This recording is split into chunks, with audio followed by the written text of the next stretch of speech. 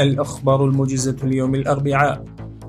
صرحت وزارة الإرشاد والحج والأوقاف إن عملية نقل الحجاج الأفغان إلى السعودية ستكتمل خلال الأيام المقبلة قريبا.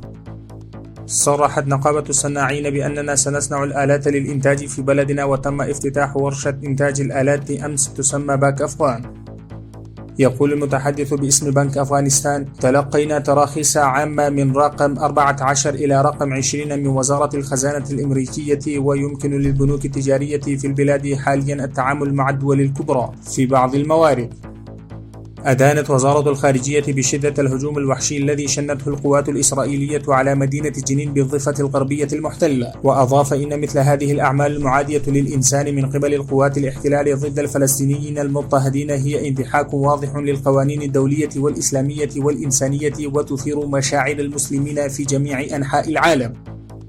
حسب تصريحات وزارة الداخلية، أكمل جميع موظفي طارق بن زياد البالغ عددهم 50 موظفا تدريبا مهنيا لمدة شهرين في مركز تعليم وتدريب الشرطة في مقاطعة خوص. أوصى نائب حاكم المقاطعة الخريجيين باختيار طريق الإخلاص والتقوى وتقديم الخدمات لأبناء وطنهم في جميع الأوقات. انخفضت أسعار السلع الأساسية في أسواق كابول بشكل ملحوظ، فيما كانت الأسعار في الماضي ترتفع بشكل غير مسبوق مع اقتراب العيد. عاد ممثل الأعراب في برلمان إدارة السابقة حبيب الرحمن أفغان إلى البلاد عبر لجنة الاتصال مع الشخصيات الأفغانية.